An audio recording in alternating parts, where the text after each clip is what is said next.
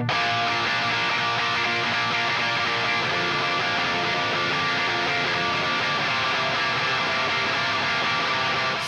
comes the nasty gram.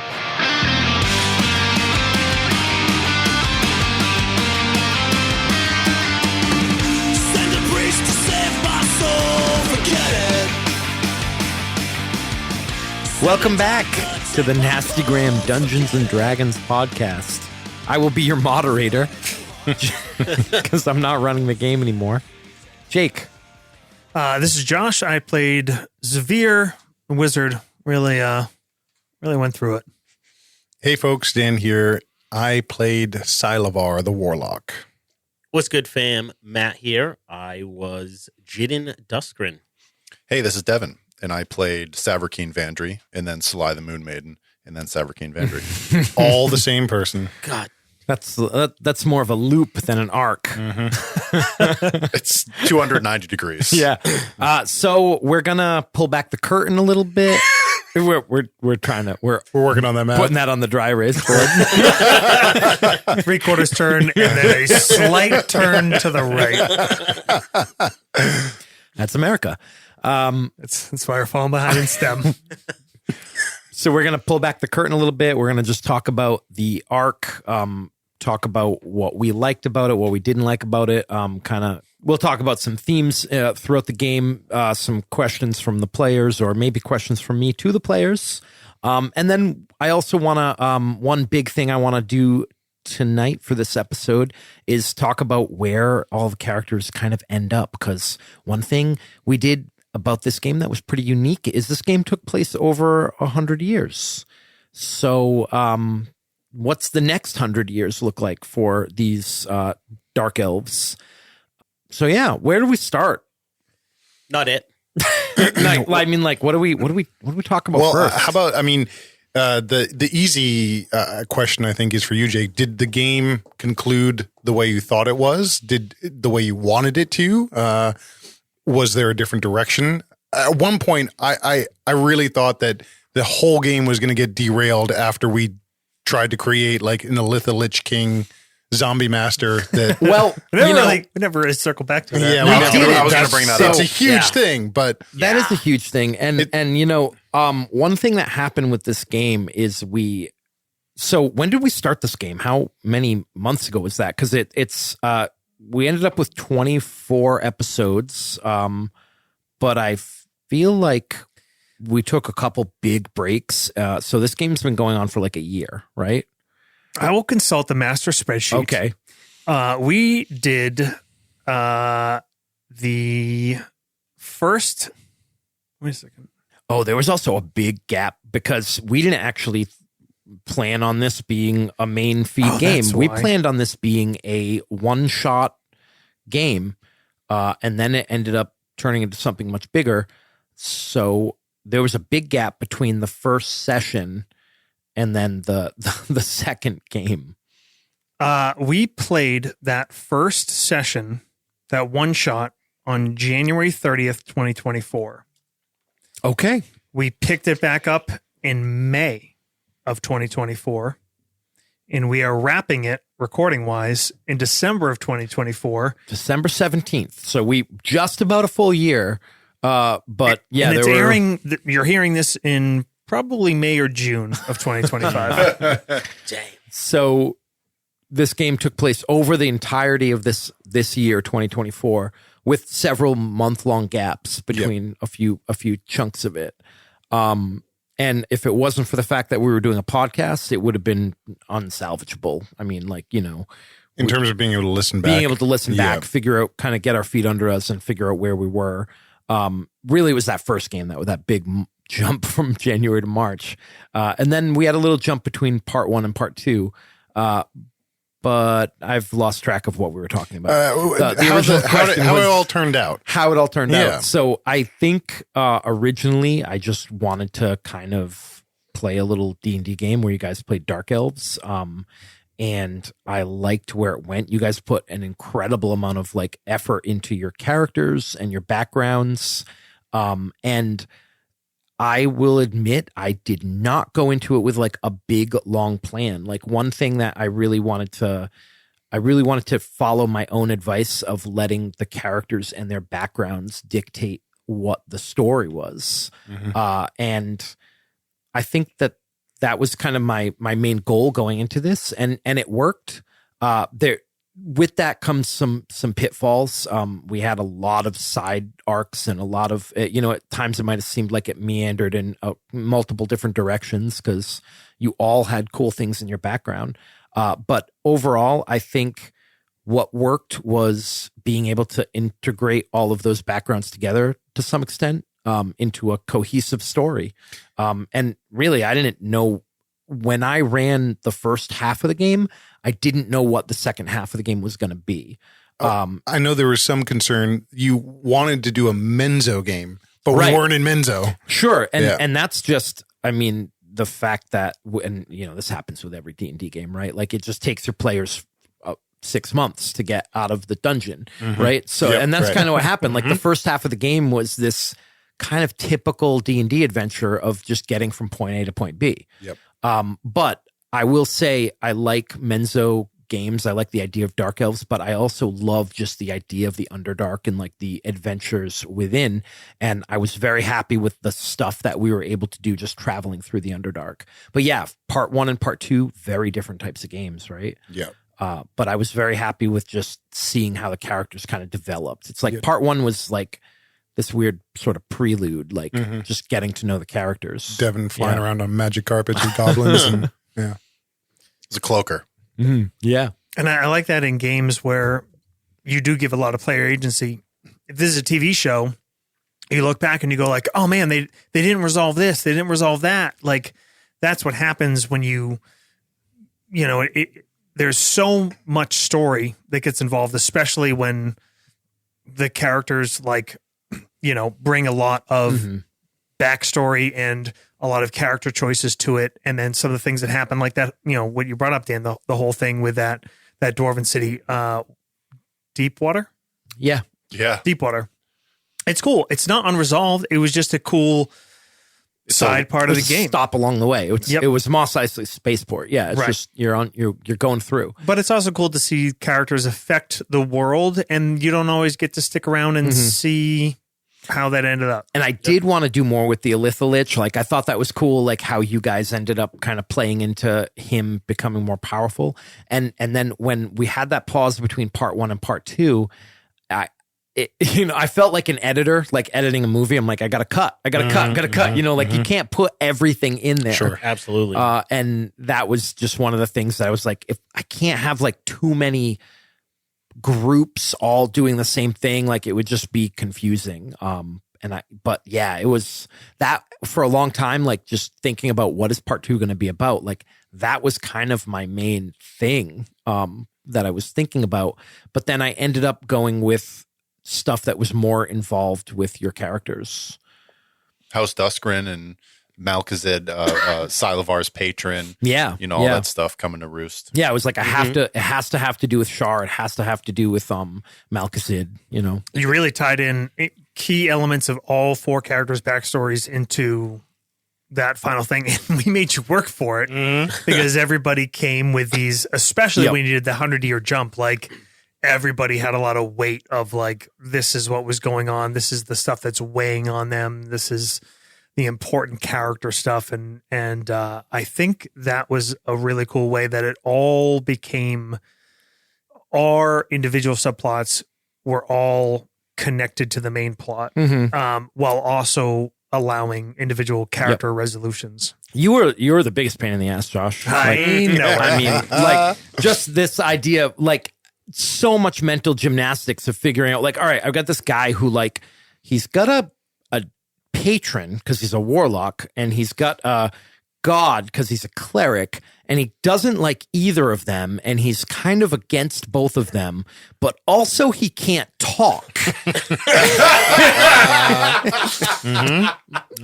There's a lot. There's a lot going on. Just a lesson to like DMs out there. How are we gonna awful your players can be DMs. Yeah, say no a little bit. Yeah, don't let them do all It's the like things. drugs. Do you, the other question, I mean, this is, I think, pretty important. Do you have any regrets about how air elementals were treated during this campaign? Because I feel like they were really They were just sidelined. Their rights were trampled Yep. on. Yeah. Dan, I thought your first question was lot of really it good was- and really pointed. That's all I'm gonna. Period. Why don't we give Jake a break and everybody before we talk about like where characters ended up, maybe just how do you feel about, because we were so annoying, particularly me, to the DM with our character backgrounds and side plots. How Name changes. How do you feel about your character arc? What were you satisfied in? Any regrets, missed opportunities, whatever? I mean, I agree. You guys were real pieces of shit. I became a good guy for a while. So let's start with you, Devin. Like Salai, I feel like had this interesting, like you were the only one that kind of took the bait that I was kind of expecting and hoping for, which was the idea of playing this game where you have these kind of evil, quote unquote, evil characters in this evil upbringing who get exposed to something else and realize, hey, maybe like what we've learned our whole lives isn't right. And that gives them the opportunity to growth, for changing. So Salai did do that. I just want to thank Driz Dordan, by the way. Oh my God. On behalf of Oh yeah, Driz. how's that tattoo healing up? Yep, yeah. So what was your kind of vision when you first started playing? Like, I feel like I remember us having conversations about Savarkeen's desire to kind of move up and you know, her grasping for power and stuff. Yeah, I originally I had wanted to honestly just play a shape-shifting like druid. I thought that would be cool.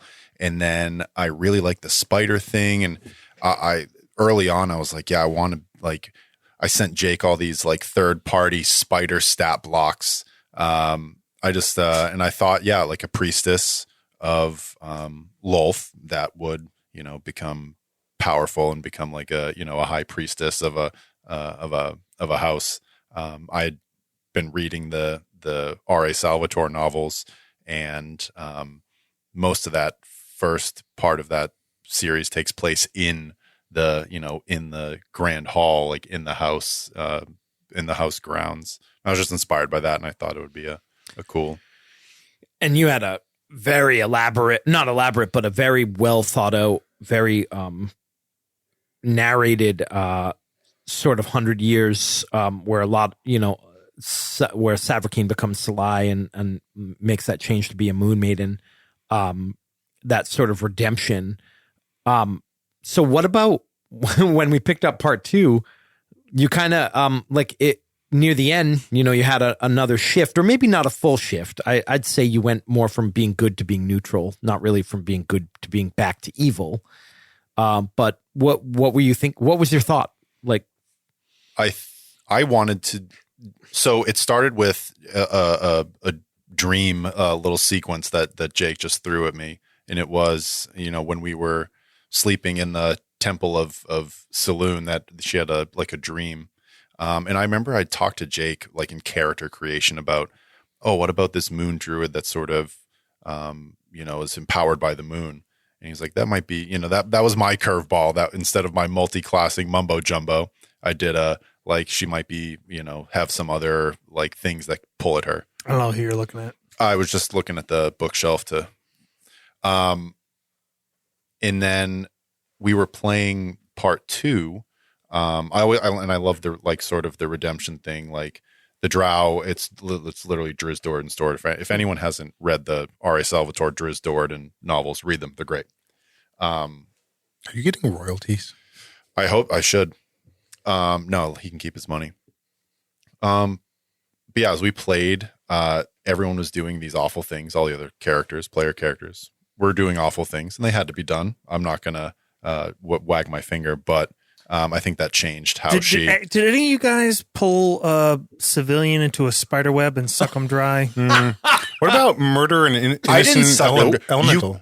Did anyone do that? Nope. I don't think what anyone. about burn down? put your hand What up. about burn down the bread basket of the city? Yeah, I don't. Anybody? That was an accident. Wow. The elementals. These things are really adding up. The you know? A lot of accidents. It's the we wrap the up. I'm going to address baddies? the elementals. Yeah. The elementals. I don't want to do like if I was power gaming, I'd summon an elemental like round 1 every combat. But I wanted the elementals to be some sort of like You outbursts. are a real hero. And I'm not. No, I'm not. I'm not. True neutral, not a hero. I'm just doing what I have to do. But there would be like when something bad happens, like the elementals, like you killing an air elemental. that was an accident. She doesn't mean to summon the elementals. They've all been summoned by accident, except the last played time it that she perfectly. did. Yeah, her hands are clean. No, she's like she realizes that she did bad things. She learned, and she, had a different life on the surface, very different than what Drow would experience. And then going back to Menzo Baranzan after that experience, like It's like a Rumspringer. but it's like she's like relearning what being a Drow is, and with matron Triel and even like Asina, it was cool. It's not a Menzo Baranzan that I knew, but sort of Jake's version of the Menzo Baranzan and how it changed. And I just thought it was fun, so I jumped right in. Yeah, so that's that brings up an interesting point, Devin, which is like we're playing in this world that is very well established and has a million books, and like you can go on the wiki and there's so much history, and it makes it hard to run an original game that is going to be a bigger scale because you need to break that history. Like there's no way around it. So that was something I kind of struggled with for a little while. And I remember yelling at you and be like, stop looking at the wiki. Like we're making it up. Like it doesn't matter what that says. But at some point you need to say like, all right, here's cool things from the existing story that I want to use. But like, we're almost like we're branching off at some point, and it's like creating our own version of it. Little pocket dimension. Pocket dimension. Right. Yeah. Exactly. Cause like, there are things that are inspired by like the books, like in the second act, the fact that the city is sort of like struggling because they just lost this war, like that is, something from the books. Like that's the battle. I don't know how far you are in the books, but that's the battle against Mithril Hall. Like they go and they fight Mithril Hall and they lose. And then the city is really in this state of turmoil because all of the elders are dead, Yeah, and I saw that as like, this is a cool spot to kind of play in because it allows the characters to have more agency because all of a sudden, like normally a place like Menzo Baranzan, it's like, unless you're a 20th level character, like you're just not as smart. You're not as well equipped. You don't have the resources to play on the same level as these people, and you don't want to just be a pawn as a player, right? Like you want to feel like you can have agency and make decisions. So that's why I thought that's a cool place to interrupt the story and make it our own story.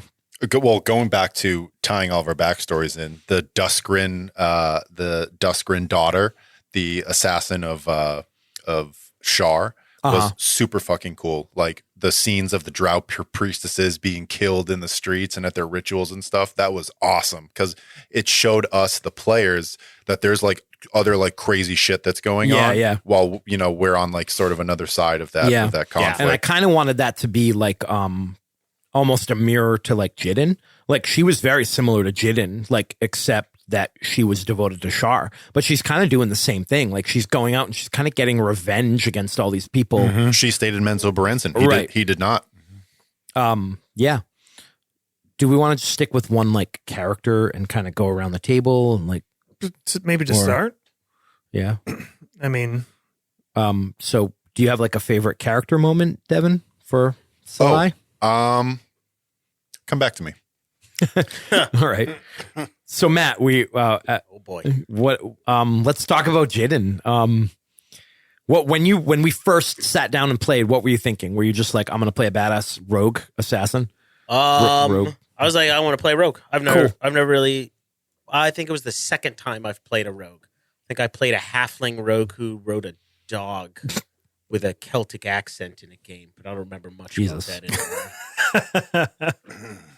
When was that? I have Rosie or yeah, it was like I have some vague recollection. It was of like it. a gypsy type character in something. Mm-hmm. But I don't remember what that game was anymore. But yeah, I kind of just wanted to be a rogue and saw the arcane trickster and was like, well, that fits in with the drow thing. Like, I'll go with that. Mm-hmm. So one thing about your character that was very different from the other three players was like they all had a sort of higher power that they answered to, whether it be Shar or Malkazid or Saloon or Saloon/Loth, depending on when you asked. I didn't go back to Loth. No.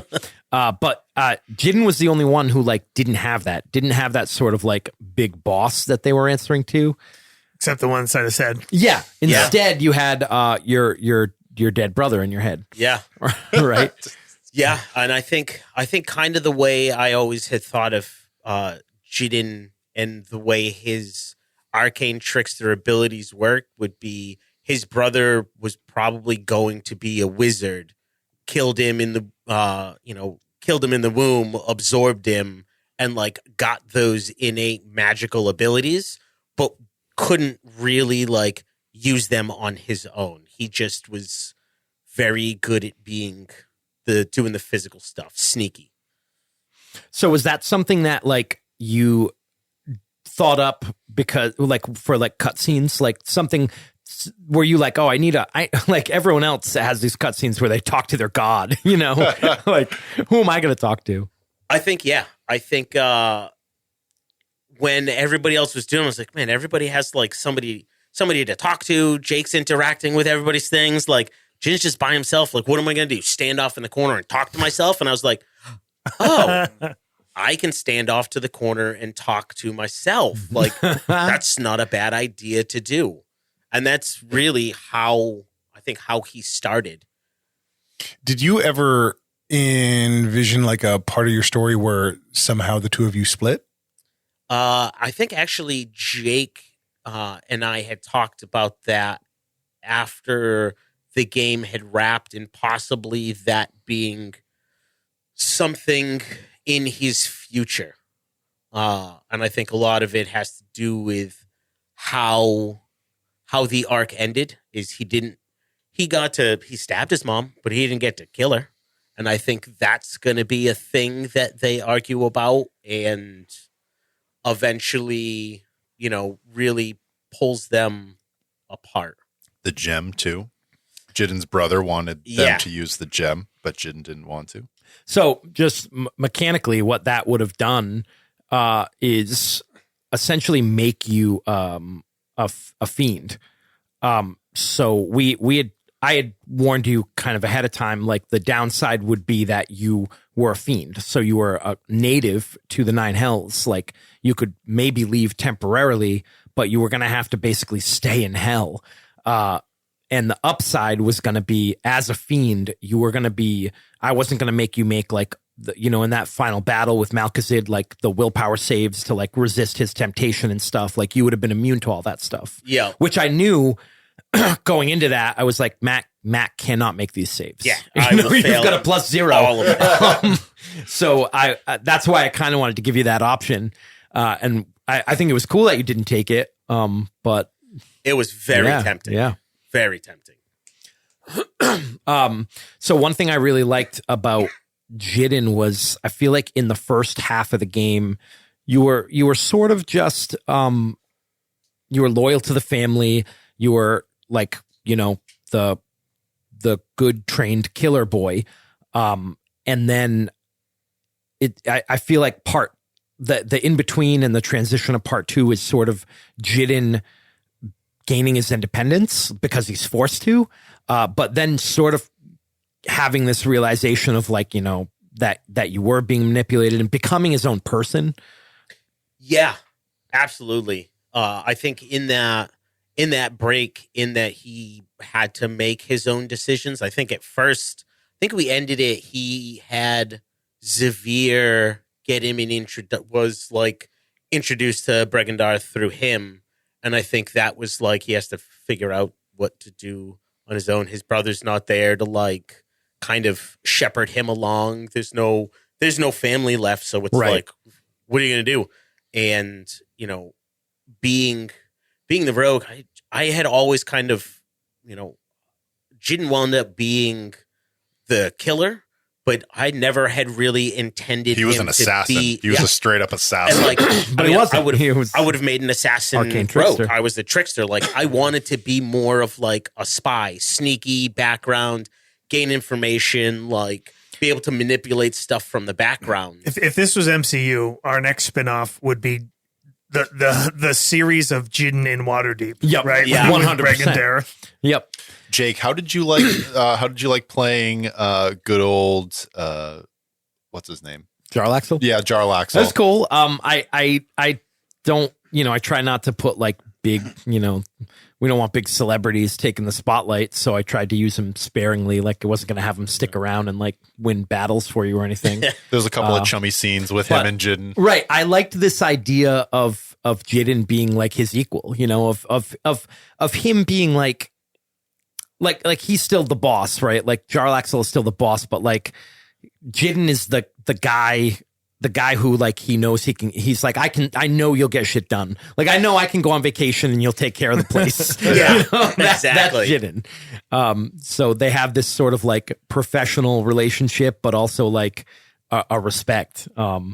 So I thought that was cool. Yeah. And as far as the arcane trickster thing, like mechanically, I never thought arcane tricksters were that great, but like just seeing one over the course of a long game, and especially in a setting that is highly magical, like Menzo Baranzan, like just having that knowledge, like being a rogue, but also like not being uncomfortable around magic is huge. And I think in a lot of ways, the arcane trickster is the more perfect version of the drow rogue than the drow assassin. Like, it's more fitting for the setting. Yeah. Because it's such a high magic setting. Yeah. Yeah. Not to take away from something else we were going to go around with, but one of my favorite like scenes for other characters was your assassination of the matron with Which one? Yes. fair enough, but using how you used a relatively low level spell to add so much more interesting the phantasmal killer thing. Yeah. Or phantasmal force. He used it on both matrons. But yeah, actually you did use that on both. Yeah. Where it's like, yeah, he's still an assassin, quote unquote, but he's not an assassin subclass. But it's the flavor of that was so cool and so kind of nasty. Like really Using like the illusion to like add terror, you Yes. know, like Yeah. I'm not Like, just going right. to kill you. Like, no, I'm going to torment you. Matron Very Shero dark was frightened because when Salai came back, she knew that Jidden was probably back too, and that's what she was afraid of. She's like, I'm not afraid of her. It's I what feel comes like with her. Yeah, I feel like the part where like we really saw the arcane trickster, like Jidden shine and as an arcane trickster, was breaking into the Magus school. Like, Yeah. that entire episode ended up being kind of the Jidden show, which makes sense because he's a rogue breaking into a place. He's an arcane trickster breaking into a magic place, you know? Yeah. Like, so it was just like, yeah. The wizard's like, I don't have knock. And you're like, don't Right. fucking worry So I about was like, it. I got it. It was a lot of fun. I think out of all of the like rogue classes, the arcane trickster was really like the most versatile version of the class. And to you be had able to shield. play. Yeah, well, that's what I'm saying. I had shield. That I was had featherfall. huge. I had evasion. Like I could get myself out of almost any situation. Being the drogue, like I could cast darkness. I had dark vision. I had what's the infernal one? Not true sight. Devil Devil sight. Devil sight. Like Yeah, I think there were so many tools that were really useful for not just a magical game, but an Underdark game too. yeah. did you have a favorite moment for your character? Oh boy. You can go back around on this. Sure. Yeah. Oh yeah, because Devin Devin held Skip. What about the other Deskrin brother? Yeah. What was your initial kind of plan going into the game, and how did that change? Yeah, I think originally I was reading just when we knew that we were going to do a drow game, I started just reading some of the lore. And how to not play a drow. And how to not play a drow. Yeah. And I think we had been talking about, maybe initially, I don't know if you had said you wanted us to mostly be males. I don't know if that was sort of a caveat, but kind of reading into the culture of Menzo and males within it. And then Matt and I don't know, did we decided to play brothers based on you saying that you wanted only a certain number of houses to be involved. I didn't want to have like a bunch, all of you be part of different houses because it would just have been too confusing for the plot. Yep. And so I think that, looking at the idea of males being expendable, looking at the idea of, I came around to playing a warlock, but one of the things that I sometimes notice in D&D, and maybe not so much in our games because we're pretty cognizant of it, but it's very easy to be a cleric or a paladin or, someone who has a patron of some sort and kind of really put them in the back seat for your own agency because you're playing your character and that's what you want to do. But I think a warlock, the patron relationship is much more transactional. And so I wanted to have that be a part of his character, that he was gaining these powers to be more independent, but at what cost?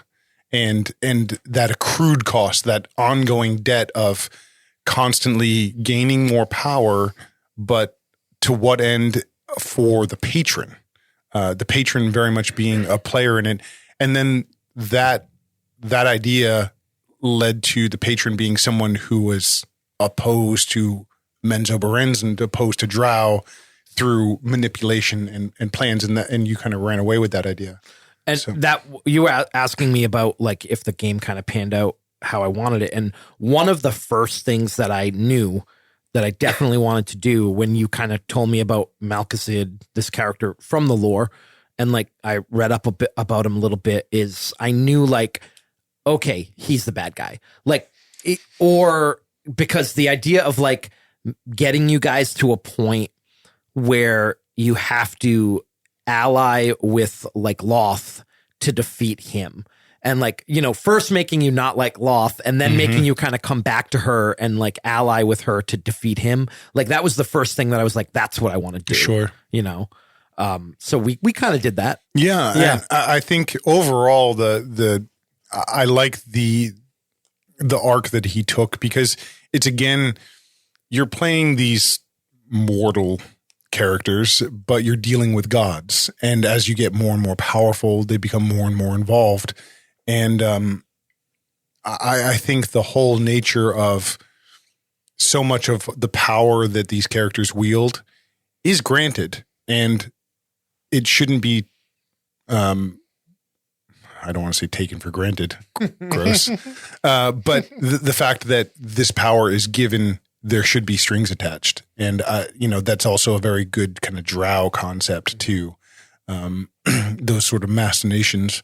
There was a cool moment with Matron Triel, and my favorite character, and Silavar talking about, she proposed to him that, can you really appreciate power if there's no cost?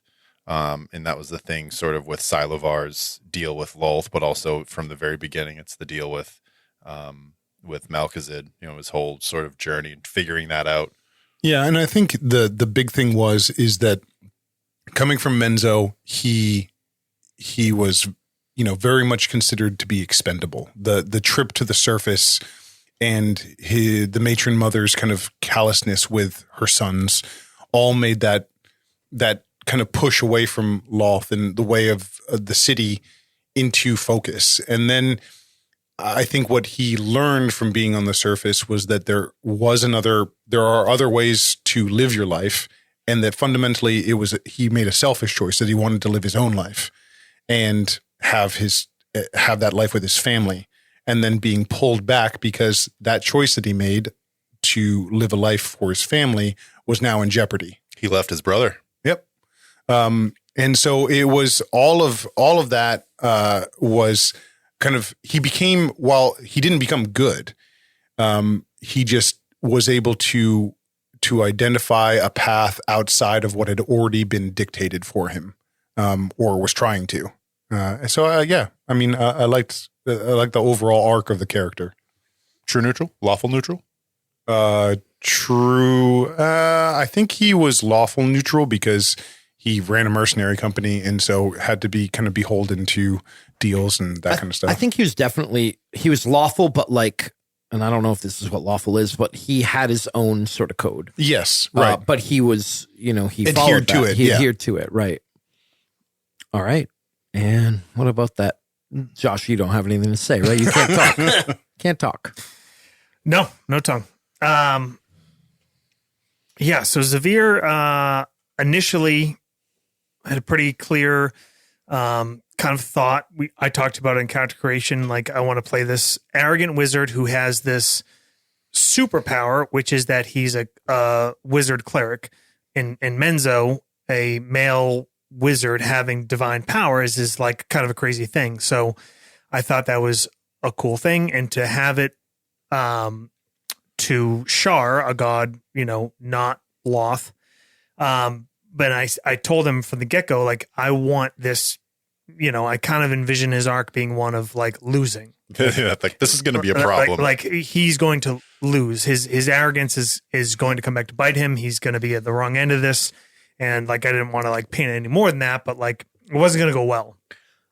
And that was definitely a good call, because I feel like the first part of the game, you played Xavier like, He was insufferable. yeah. And like, I think like, I'm curious what the audience thinks, but like, that you're kind of rooting against him, but like, we were playing villains.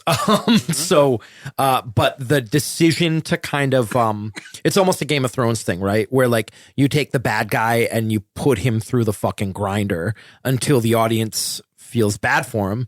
And like, has seen him suffer enough and feels like, all right, let's give him another chance. You know what I mean? Very Jamie Lannister. Yeah. And I enjoyed so I knew I wanted him to quote unquote lose. I knew that was like the arc I wanted him to go on, is that he was going to lose in some way. And then when we got to the point, there was a jump.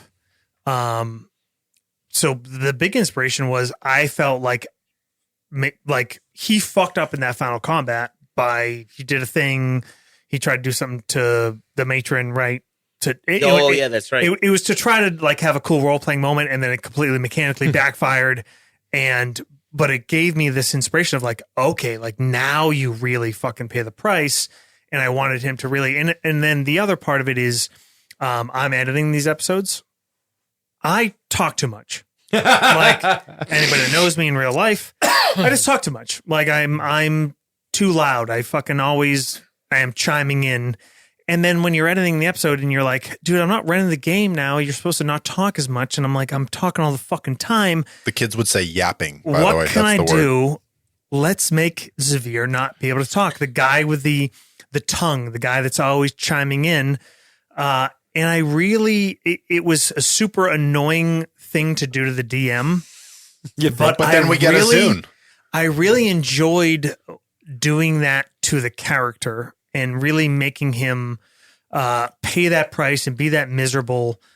And mechanically, I had a lot of fun with it, because at first Jake was like, just, whatever, like, don't worry about the rules of it. And then I was like, no, I'm going to like make this work. I could take 3 levels of Warlock to get a familiar, and then like this and that. And there was a couple hand wave things, but most of it was kind of more or less like mostly rules is written. And I had a lot of fun with it. And it was like, okay, I'm going to have to play a back seat because I'm forced to. And that ultimately really just made more work for the DM. But I enjoyed that experience, and I enjoyed the endeavor that Xavier went on. You did. There was so much cool shit that Xavier did, and you didn't even have to roll a die. Like, you didn't even touch a die. Whether it's portents or some of the spells you cast, the divination ones, but like, that's like sort of like a multi-classing sort of like meme, is when you're multi-classing into something and you don't have a high stat. Like, take a bunch of spells that don't need rolls, magic missile, shield, sanctuary, stuff like that. And I think it's cool, you know, that you have a character, you have a big fucking fat stack of spell cards all the time. It's crazy. It's crazy. And that was what I wanted to play a support character. And that's what I found editing back is like, you're not supporting the story. You're fucking taking over and you're annoying. So I was trying to force me in a role-playing way to take a back seat, but also handicap him in a way that he can't, he's not that powerful. He has all these capabilities, but he's beholden. He's beholden to these things that are more powerful than him. He's going to rely on these other characters that can do the real things. I think played that out though. Like Xavier multiple times would like whoever was in power in the situation. There was a couple of times where it was either Savarkeen among the male Drow party or Silovar when dealing with the different groups in Deepwater. Like Xavier like sidled up to him and like put himself close to those in power. What I like actually, or for me in terms of the character progress or evolution, is that in the beginning you have kind of that kind of cringy but power hungry wizard that's trying to worm his way into the upper echelon.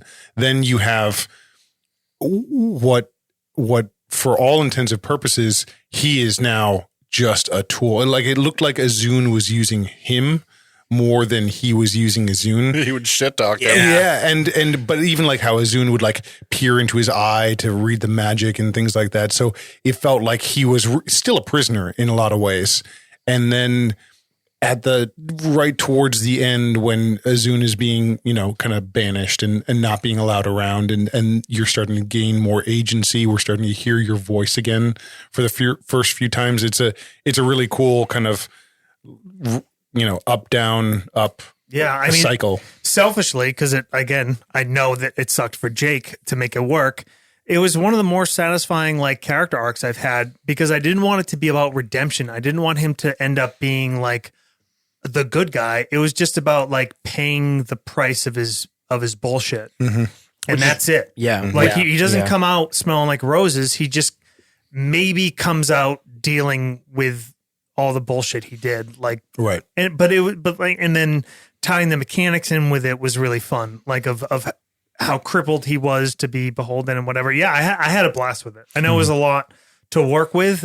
So, going into the second half, trying to kind of plan out, like giving you an opportunity, and I guess it's not my job to make sure that you get the opportunity to play, but like I'm looking at this and I'm like, how am I going to get Xavier like able to cast spells because he can't talk, so he can't use his sorcerer abilities. Able to use his cleric abilities because his god is going to abandon him. Able to use his warlock abilities because his patron's going to abandon him. I'm like, what is he going to do in like the final battle? Like, he's not going to be able to cast spells. He's not going to be able to do anything. Like, and I, kind of went around and around, and I'm like, all right, I got to like abandon one. Like, you're going to lose the warlock abilities. It's funny because to make matters even worse, folks, is that I did the same thing to Jake because I moved away from Malgazid, meaning that I had to find a new source of power. Yeah. And for Josh, I was like, it just kind of clicked one day. I was like, I got to kill him. I got to kill him. Like, that's the only solution. And like, and like Devin actually texted me like within hours of me making that realization and was like, and I don't remember exactly what you said. It was talking about his the mouth, like. But I had just come to the realization of like, nope, got to kill him. That's the only way to kill him and bring him back. Like, and you said something along the lines of like Xavier has to die or something like that. I was looking at spells leveling up, and I saw reincarnate, and I was like, I know how to get Xavier out. But I also like, but he's got to earn it. I did you like the Ilmartyr thing? Because like I liked that because he's not a good guy, but I feel like you went so hard with like the suffering and everything, and it worked really well because like Ilmartyr is a good, I think a lawful good god, but it makes sense to have, but a lot of his followers are just true neutral. Right. Yeah, that's very common.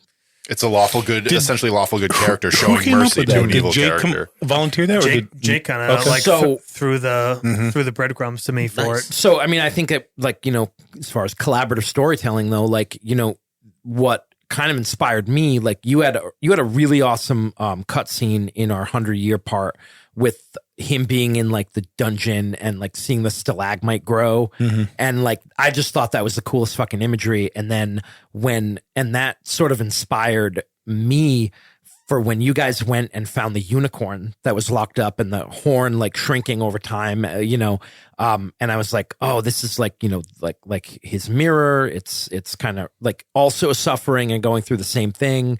And then I remembered reading in one of the Driss books about Ilmater, and I was really excited about like writing the fox scenes, the cutscenes I with loved the foxes. fox. Yeah. I loved the fox. And I was just like, oh, I hope he goes this way. Like, this is great because it is like a replacement god who basically shows mercy because of the shit you've gone through, but like doesn't really demand anything of you.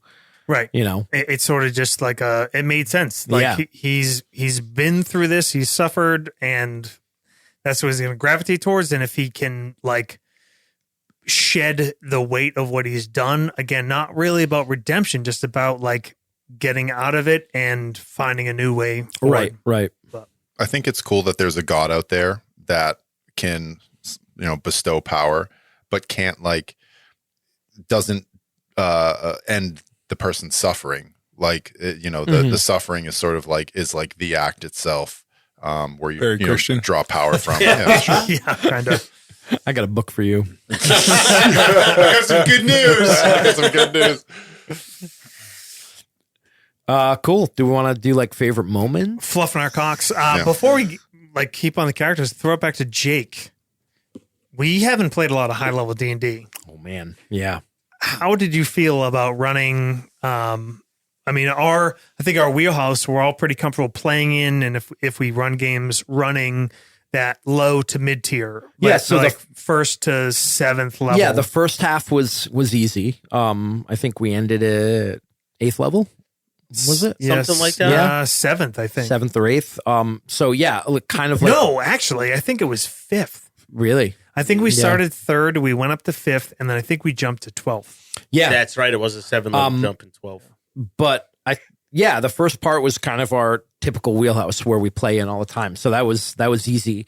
And then two things going into the second half, I was like I had talked about before how, unless you're 20th level, like it's hard to be important in Menzo. So I was like, if we're going to do a thing in Menzo, like they need to be higher level. They can't be 5th level. Like it just won't be that enticing. They're just going to be following orders the whole time. So I wanted you guys to be in that higher tier.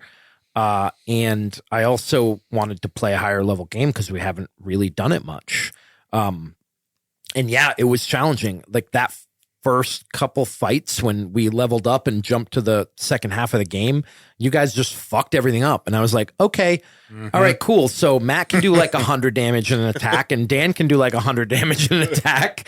And then, Devin and Josh can, whip out these spells that just change reality. Awesome. All right. So yeah, combat. Once I got that under my feet, like combat is just kind of, and unfortunately with D&D, it's just a matter of giving things more hit points. I came up with a pretty good system of having things that have different abilities and maybe lose abilities as they lose hit points to make it more interesting.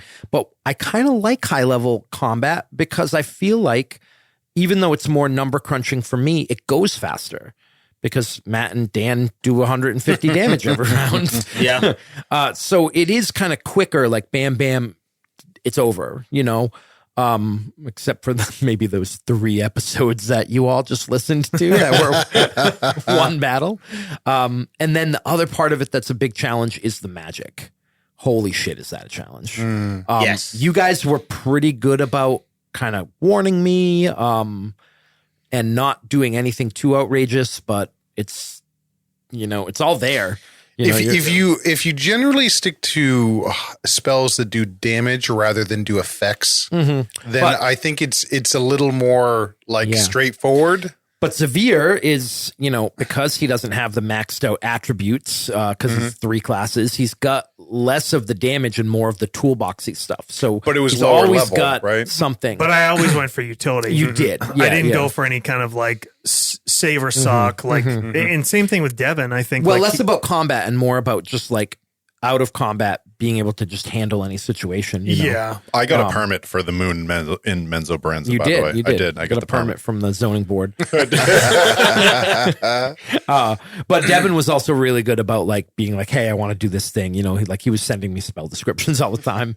I think. I mean, that last combat, obviously, as you guys have heard, it went long, and I think like that's I feel everybody here knows I'm a defender of 5e. And I think D&D gets a lot of flack for like combat dragging on. But as Jake said, like every combat, unless you did something crazy, like under 3 rounds, three rounds or under, it's over. Yeah. Like that's it. And I think one of the most underutilized things, and I know you guys are big fans of with Flea Mortals. And I've done this, and I know Jake's done this with a lot of homebrew things, even at lower levels, is giving creatures, even like non-crazy creatures, legendary actions and Lair actions. Or Absolutely. just reactions. You do that with like a CR5 creature, and it just makes the combat more interesting. Yeah. And that last combat specifically was awesome. Yeah. Like what a just like climactic, fun, engaging. We lost track of time. We did. It was we did. one of the latest we've ever recorded. Oh, yeah. We didn't Yeah. intend it. We plan on doing 2 episodes. We ended up doing 4 episodes in one night just because we were just in it. And nobody was like getting Flagging, fatigued, tired. Like we finished and we're like, oh my fucking God, I have to go home and go to bed. We cuddled after we finished. Yeah. But I think that is the thing to do, because part of me, the first like few combats, I was kind of like, man, I just don't like this high level stuff. Like the player characters are just too powerful. Like it's just, you do too much damage. And I hate to say it because I'm an anti-technology guy, but I'm like, it just takes too fucking long to add up the dice. Like maybe we have to use dice rollers, like when we're doing 12th level characters. Cause it's like, and Jake got really good at like, hey, boom, next guy, like you add that up, figure it out, whatever.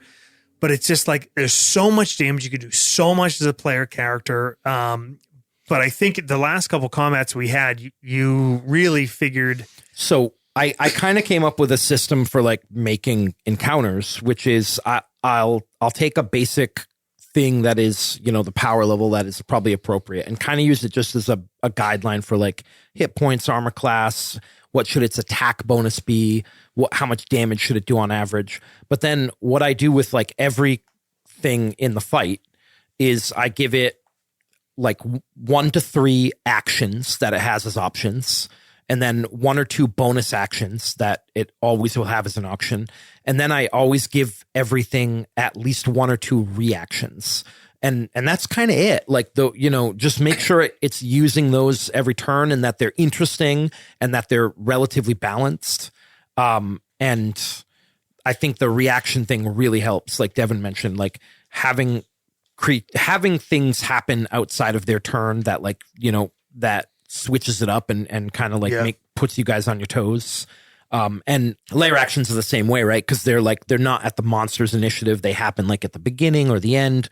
So they kind of change the dynamic for like the next turn, which was kind of what I was going for with the layer action, which never really happened. You guys made like every save, but the idea of it having this ability to compel you to like do something, like drop your weapon, go over there, jump off the side of the tower or whatever, I mean, he didn't have that power when we were in Menzo Baranza, Right. which was cool. And I think we use resources trying to make it. And work. I was about to say the kind of the unsexy way to describe D&D combat is about resource management. 100%. So if you're looking at it like if a character's too static, like can only do X or Y versus having the layer actions or having the reactions and the bonus actions, that's what gives breadth to the game, I think. Especially the way we play, where we don't play necessarily probably the way the game is written, where you're usually doing multiple encounters a day. Like that's Right. I guess always the caveat of how it's written.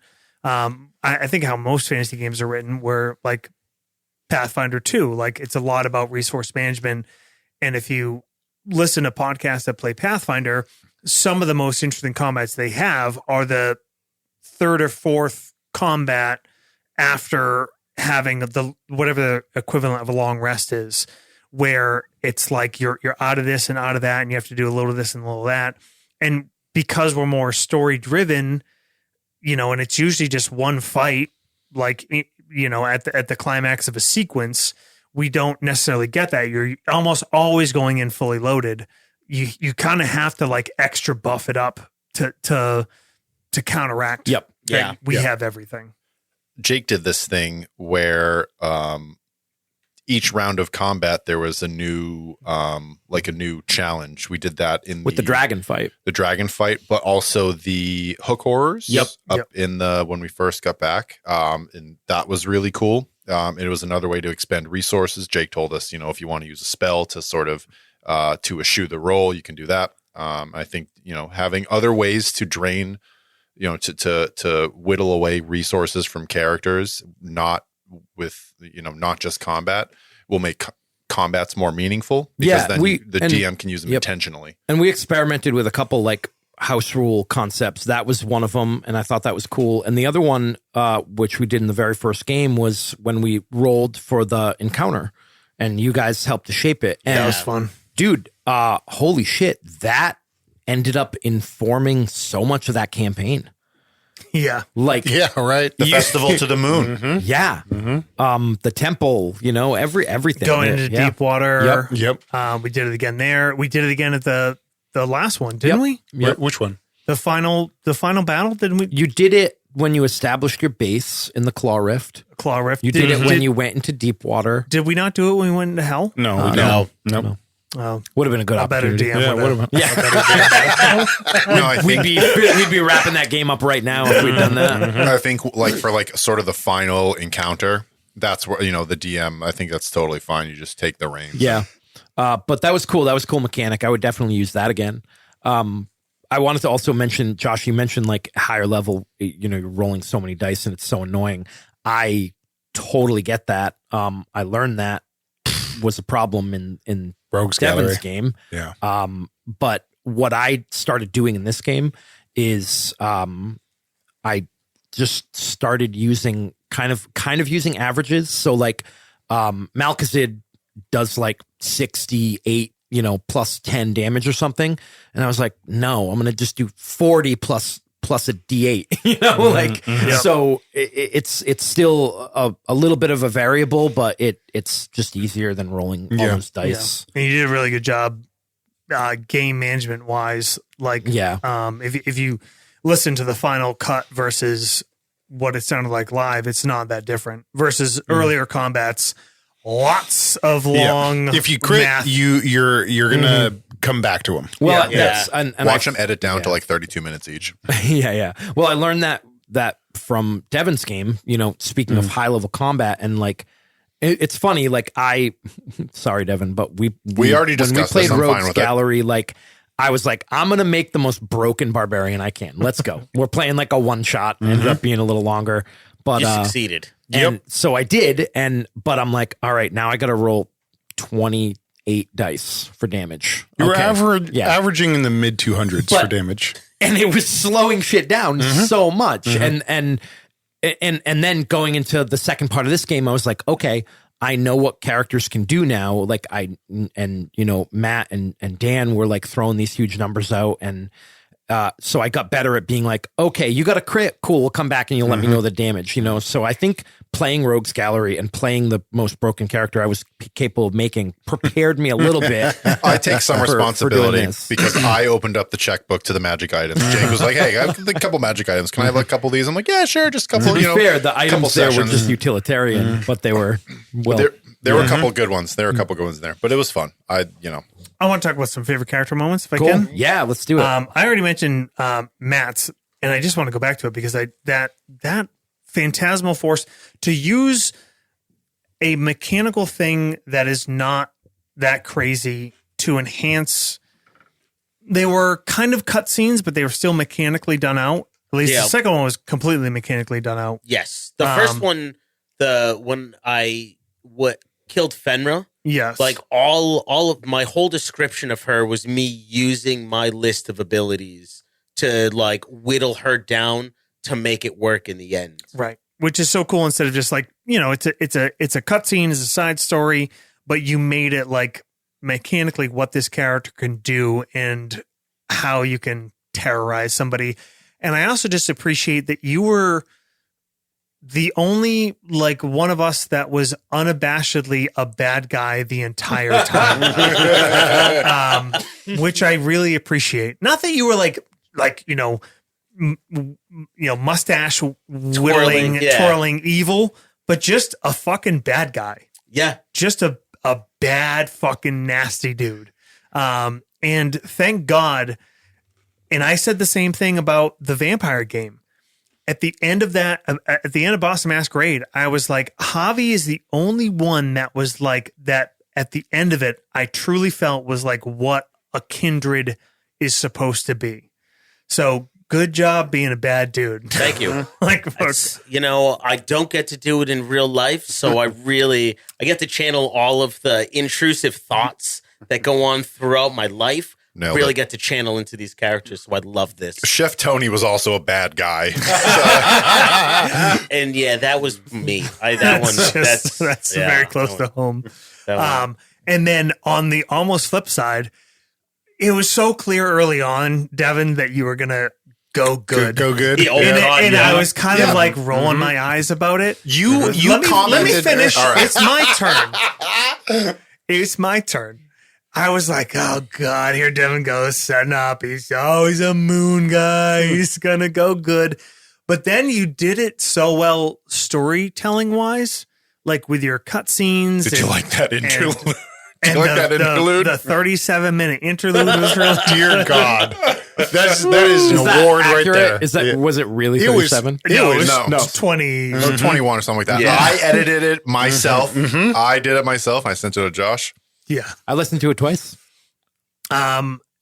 It was so well done, and it was so like you clearly put so much thought and work into it, and then it formed the basis of the character, and then it really paid off at the end when you were back in this environment where you couldn't be the really like good guy, and you had to make some compromises, and you had to do things that maybe weren't fully in alignment. And this is where, like, if we go back around about where our characters are in the future, I'm very interested to hear, because that was where all that work about making you this wonderful mood maiden, Shining Moon Maiden. really fucking was more interesting when you weren't doing it. Like that's I love that part. Like all that shit in Menzo and all the stuff, in most of your interactions with Zavir, like the stuff we had, that was the fun part of it. You had commented a couple of times on my physical discomfort when,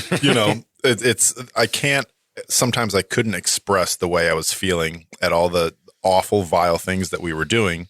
I couldn't express that with words. And so I would just sit back in my chair and just writhe. And I think, I didn't want to do that anymore. I didn't want to feel that way. So I, in a couple times, Jake, after we stopped recording, is like, "What alignment are you?" And I'm like, "Let me think about it." What was the moment we took the picture of him? That was the end of the first half when you find out that House his house, that House Vandry has taking in, had betrayed House Duskryn. Yep. And your sister in House Vandry basically is like, take them like Yep. and you just kind of leaning back and putting your hands on your head, and that was my favorite Devin moment. I mean, And that was the moment where it was like, Devin, you forgot we're playing Dark Elves. I know. I was so new at that point. I was so new to the culture, and like it's just so like rigid. Sure. And you hadn't read the Dark Elf trilogy, right? At that point, that's right. And then reading it, you're probably like, yeah, of course. Of course it was a play for power. I think if I had read the Dark Elf trilogy before we played, it could have been, might have been different. I maybe would have like set up different things in the earlier episodes. I would have glad you didn't. pitched more things. Me too. Yeah, I had a lot of fun. And then with to finish up my around the table, to Dan, to Silavar, one of my favorite takes on it's mechanical. You're playing a warlock. Your stat is charisma, and that's almost the only stat you need as a warlock. So you got a fucking 20 charisma, but you're not playing the quote unquote typical high charisma guy, the persuader, the deceptor, the fast talker, whatever. But the powerful force of personality and presence, the presence, and it worked in every way because ultimately, more than any of us, Silavar drove the ultimate story. Like he was the most important character in the story that unfolded in going after Arbiter and Malkazid, and it made sense in that like kind of quiet power and what happened in the interim, like forming this mercenary company and whatever, and the moments you had to do quote unquote social scenes wasn't like the fast talking whatever. It was just the presence kind of thing, like vampire presence. Yeah. It's tricky because like you can only put your stats in so many different, allocations, and charisma is a weird one, right? It's almost like saying a lion has a high charisma. Right. Yeah, because of the threat it possesses. Right. And what I always felt I think lent itself to that was our group, that at my shoulders were this group of people, my brother, who had been killing matron mothers throughout the city, and the threat of what came with Silavar. So it was a fun role. But it was cool that we mechanically did it too, like at times, like in the bar in That's right. in Menzo, like we'll all play back. He's up front. Like we did some little stuff to kind of support him, but like let's just have him go up there and fucking flex, not physically with that 8 or 10 strength. You talking about the bar fight at the Sojourner? Yeah. Like it was a very cool way to see like, okay, mechanically he has to have a high charisma, but like why it actually works. Yep. It's fucking terrifying. The other, when I was the champion of having champion of Loth, matron, just being at your back. Falling to their knees at a male half breed. Cool stuff. That's aura. They call that. One cool kids. one thing that like with your story with the interlude and you having a family and the twins, and then we ended up making your arc be your goal be to find them and bring them back. And I, for a while, was actually very resistant to that. I was like, fuck, I don't want to have like 2 NPC twins like tagging along like, and for a while I was really just like, he's going to find them dead. They're just going to be dead, but I'm glad I didn't. Like, I liked how they ended up, and I feel like they even had like their own little kind of arc and were important without being, stealing the show. I really wanted to make sure, like it was always like teetering on the edge of almost like with them being forgotten, and I think I wanted that because we have a lot of stories going on, and I didn't want theirs to like supersede it. But I am really happy. I think that they ended up being a good NPC, like a good pair of NPCs that were like independent, what good NPC should do. You know, like they're being foils to like both my like hope as a character and things like that. And I also feel like they were good at representing sort of different aspects of your character. That was cool. Yep.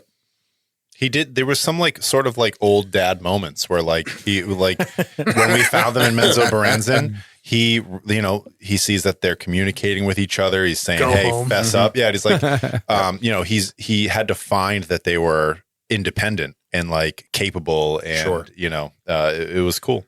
I think some of the things I really liked. One was I love the ritual language that you came up with for Shar. I thought that Josh call and response was like such a cool storytelling moment, because it speaks to such without having to do it. It speaks to such a larger kind of body of religion, of practice, of, and it means so much too. Like it means, oh, I trust you. Oh, I know that you're part of this secret cult. It just had so much weight to it. Just a very simple, phrase that you would come up with, even though we forgot it like how many times. We had a lot of banger intros, like really good, awesome intros. That was a good question to fall back on too, of like being super enthusiastic about it and then doing it later and being like, oh, this is easy. I just do this and just be like bummed about it. I have a character moment. Go. The fog cloud. Fuck you. Moving on. The fog cloud in the fight with Zorn and his posse was awesome. That was a good fight. It was a good fight with Zorn. There was a lot of things going on. Like I was fighting a displacer beast as a giant spider in a fog cloud. Like, the mechanics of the fog cloud were a cluster. Horrific. We figured it out. You know what? We took some time. We figured it out. Did we? I think it worked out. Did we figure it out? Did we? And then we had a dramatic moment where the fog cloud faded because your concentration on Bless or whatever. That was awesome. And I got hit by Zorn. And then it was like the floor, right? Yeah, it was the round that you guys got out of there. Yeah. And Silavar feared the displacer beast. You guys fled. It was awesome. And then I got the he failed on the hold person downstairs, and then Silavar comes up and kills him. It was awesome. That was a cool fight. That was a great fight. Zorn, R.I.P. Zorn was awesome. Like he got hit by an arrow and he goes, keep shooting. Maybe what we need is like a prequel that's just about Zorn. Yes. They're Never doing trust a wizard. And it's, one of these side stories has to feature the adventurers, right? Oh yeah. I brought Laurel. I brought Laurel in my one of my interlude scenes. And he was at the end. There's also like some sort of rom-com between Salai and that goblin. I mean, I don't know what it is, but I had an idea for the goblins. They had a little thing for 10 or 15 years. Yeah. I had a thing where a different idea where I stayed in the Underdark and lived with the goblins and had like, I imagine I had this like mature adult cloaker that could bring me, fast all over the Underdark and all that stuff. Crazy goblin queen. Yeah, Goblin Queen Savarkeen. I was like, that sounds really good. There's another 25-minute scene that you guys have to pay. You got to subscribe on Patreon. That's in the OnlyFans. OnlyFans. If you give me $1, I'll do it. Yeah. I think it's a very early moment, but I remember it pretty vividly was because Matt hadn't told us about his brother being in his head, but I think it was one of the first recaps you did when I realized that you were talking to someone else, in your head, and the whole kind of madness of the character. Again, I really like that the males of Menzo were all kind of broken and twisted in some way. And I didn't see it coming, which was really cool. And the whole concept of the mask too, I think just it layered the character, which I really liked. The mask combination with that dynamic was very cool. And it was cool that you got some resolution on it, but it was internal. Yeah. Like at the end of the day, like most of our shit was out there, like character wise. But really, I think Silavar was the only one that ever had any actual character insight to that. Yes. Like some of us knew, I think Xavier knew enough that you'd like suffered, that you'd been through the ringer. I think he had like some kind of connection with you one way about like, okay, this is another creature who has suffered, but never knew why, like never knew the details. And I like that the audience knows, right, with those cutscenes and everything like that. It's a cool way to do an internal arc. Yeah. Like that it never like got in the way of the story. It never like Jake never really had to like juggle like I made him do with all my dumb shit. Yeah. But still like inform the character and make his choices have weight. Like in game that you really only get the context of from those like scenes. Yeah. Yeah, the motivation, right? And then Jake latched onto it sort of in the last few episodes and then did something cool. Yeah. Yeah, actually, I think Jake had somewhere in the second arc. Jake had asked if I had thought my brother would want to take part into it, and that's kind of when Jake started playing him and like tempting me and stuff. Yeah, yeah. It took me a while before I was like comfortable kind of playing that character, because I was like, because in a way it is your character. Yeah. So I would like, it was a while before I was like, no, you know what? I think it's cool if I like do a couple scenes as him, but I didn't want to do it too much because I did feel like it's not so much an NPC; it's a part of your character. Yes. Yeah. But it would be. It's a part of Jidden, but it, to me, it was a different voice. So having an idea that wasn't in my own head already was like, okay, this is nice. Like now he's introducing a new thing, which was great. Xavier had the ring. Yeah. I thought the scenes with Lady Alita and like, they were awesome. I know a lot of them were prompted by Josh, but like, it just gives the DM another plug-in to give you, some cool stuff. Yeah, that was a thing that like came from character creation. I knew like from the get-go, because we got to pick a magic item, and that was where I was like, oh, cool, I'm going to have this ring, and it's got this spirit in it. That's why he's a cleric. I'd already haunted you once before.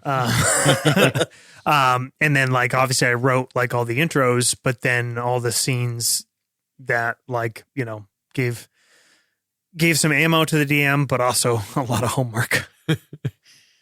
This is the lesson. If you're listening, only do this much work if you're fucking running games too, because I know Jake can fucking repay this. I'd like just to go back. I think my favorite scene of Jidden, a lot of the murder scenes were a lot of fun, but I think the one I had the most fun with was revealing my the brother to Salazar when he transforms his face into his twin brother's face, and is like, this is what happened and why I am the way I am. Like, that was my favorite scene to like play out. I like that. Yeah. What's our individual favorite? Thinking back on it, favorite own scenes.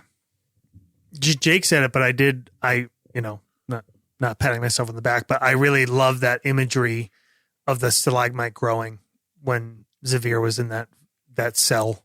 And I think one of my favorite moments to play, because Xavier was such a fucking asshole, was just the kind of whole first episode, when at the start of the second part, when you guys met Xavier again and Azun was doing the like talking, and like he was just so pathetic. That was enjoyable to kind of like cut down my own asshole. I think my favorite Xavier scene was when you killed the unicorn. Like that whole draining its power and talking to it and like finishing it off, and the spell you chose to, no necrotic, cause the least amount, like quick, fast. Like it was a moment of like mercy and softness that you didn't really think Xavier would have. That was my favorite Xavier scene too.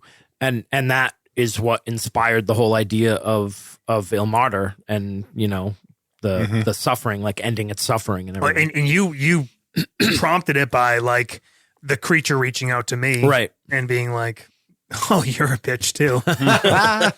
I think we're both prisoners, I think it's said. Yeah. What's it is such a arbitrary or non-explored part of the story, but one of the moments where just like the world tilted was some of the things or stories that were being told on our way out of Deepwater, which was realizing that Xavier had traded the book away and that the Illithid was already controlling most of the players that we were dealing with.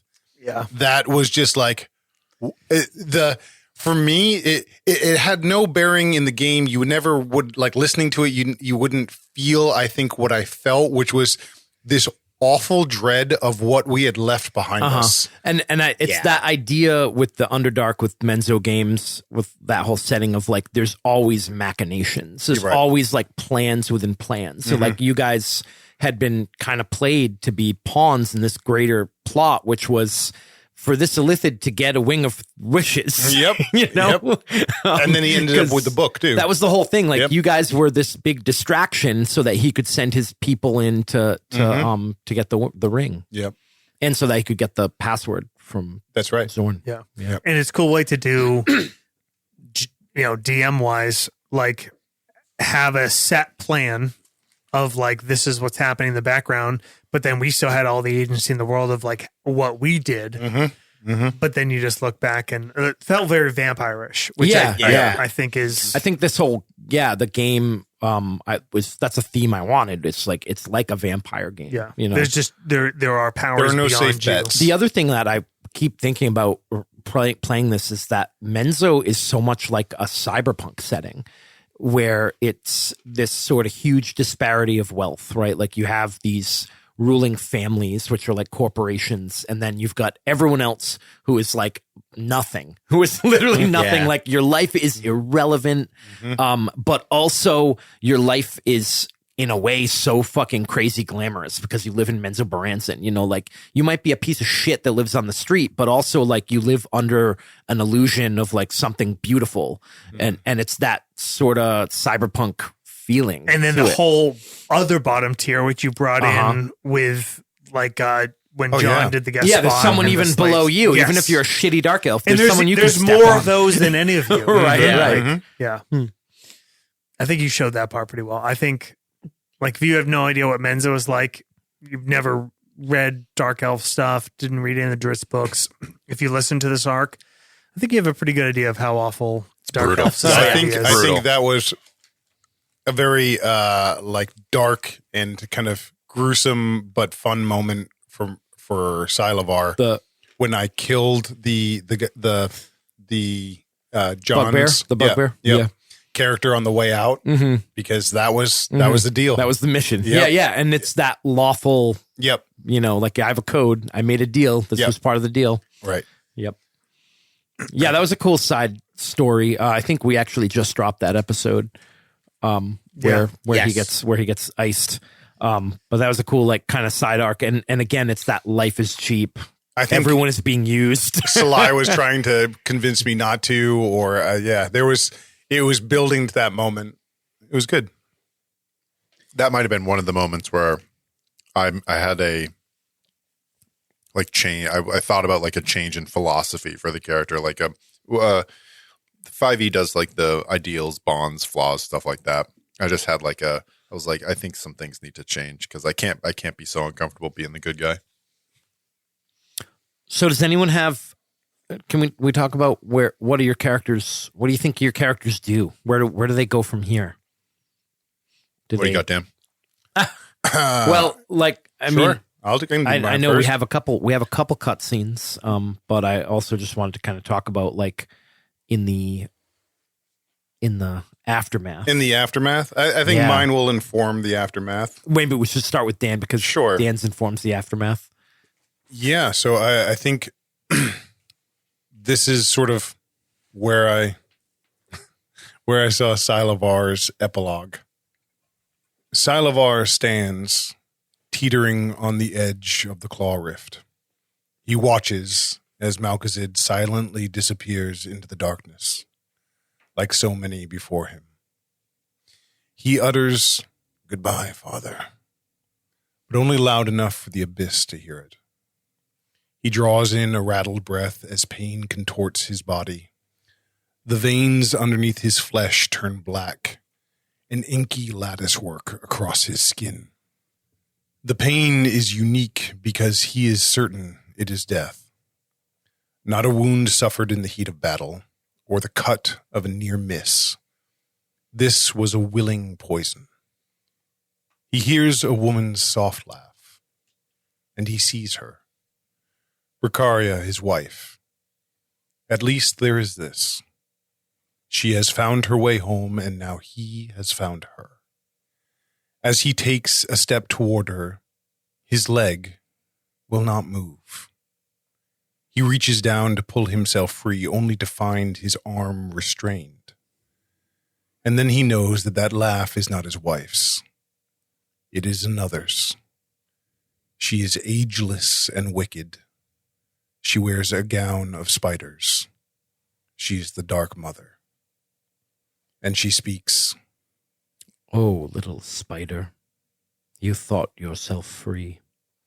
Salivar sees her now, her terrifying beauty, a veneer for that horrible chaos within. As she walks towards him across the great web, Salivar says, I have honored our deal, Loth. Release me by the terms of our bargain. You would renounce my blessing so freely. You have accomplished so much and so little all at once. My drow could still use a champion. Your children could still use a father, Salivar. Stay. See what we have wrought upon Faerun. No, Loth. Listen to me. I want you to know this. I want you to feel this. You are nothing to me. No more than a means to an ends. That is the sum of your blessing. And if the people of Menzo ever awake to this, I hope they eat you alive. Her eyes narrow. Very well. You are free. The vision of her disappears as the poison of a god thunders its way into his heart. Salivar tips, ever so gently, headlong into the rift. Zavir cast Featherfall. Reiteration. Yeah. You're Call good. to an You're eagle. good. All I need is one of his toenails. Perfect. That's Yeah, awesome. I wanted to have a consequence, so Yeah. it was real. That's a big one. And your wife, soul is just released. Valhalla. Yeah, Wherever- she was a follower of Tempest.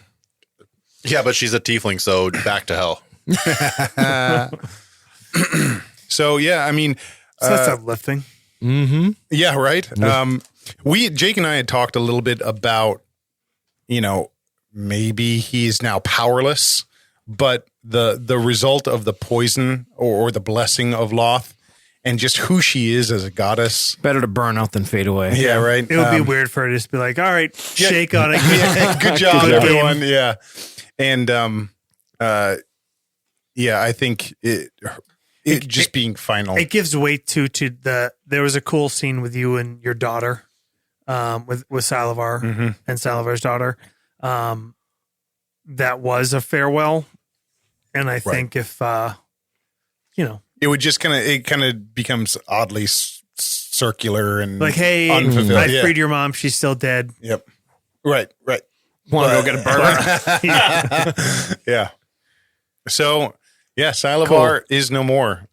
He's a very tragic hero. And don't worry, if this arc ever continues, he's set up 2 characters that he can play. Jake talked about that a lot, especially with the hell fight. I think you were talking about working on those characters. Well, I almost killed your son though. Yeah, you did. In that fight. In Very fact, close. like if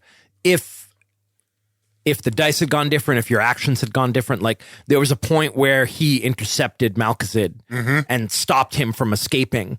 And then I forget exactly what happened, but like Malkazid had to keep moving basically. But He cast shield. Malachi cast oh, shield. you're right. Yep.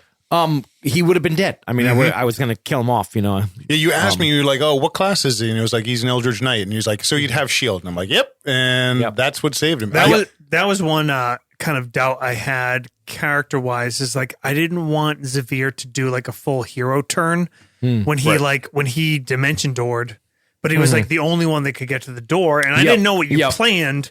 I didn't know that there's a whole like idea of bringing this fight into Menzo, Right. So it's just like I don't know, like What are we doing? mechanically? I'm the only one that can get over there, like.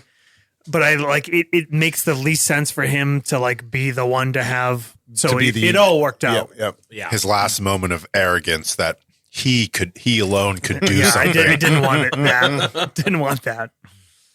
Yeah. So Salivar is retired. Wow. And his kids take over the business, Nepo babies. What about Zavir? So I don't have any scene prepared for Zavir because, like I said, I really feel like his arc was really completed. Like anything I'd ever kind of thought was gonna happened in this character kind of happened. What about his Iron Golem? But I think what happens, and again, like something I wasn't really sure of. I didn't want it to sound too heroic. That whole like when he kind of gave the whole pitch about the whole plan with the warring factions, I didn't want it to be like a leadership thing or like a hero thing. It was just like a divination thing. He got an idea from his divination and put it out there, and then that gave him an opportunity to kind of serve. So I think my idea for like what Xavier came to after that, he's a relatively young half-elf, and he's pledged himself to this, whatever it is, this Order. council, this order that's guarding these gates in hell. And I thought what would be cool is that he gets tasked. He goes from place to place to do different things. He becomes more and more an expert in the hells. But as he goes to these places, and he's this sage part of him gets to come through, he starts to write, and he starts to write these chronicles about each of these places. As he goes through a gate to Thay, he writes about Thay as someone who's never been to Thay. And then he has that perspective about everywhere else he goes, even places he's gone before, even Menzo. When he goes back to Menzo, he starts to write a chronicle about Menzo. So he writes these 12 books about these 12 cultures, about these 12 places. And I think he becomes like increasingly respected, but also kind of not reviled, but he says good and bad things. Like he says good things about Thay and Menzo. He says bad things about the elves of Evermeet. He just kind of, he uses his gifts to like kind of lay it all bare. And there are these very like objective like tomes that he puts into Candlekeep. And everywhere he goes, he's kind of like respected, but kept at arm's distance.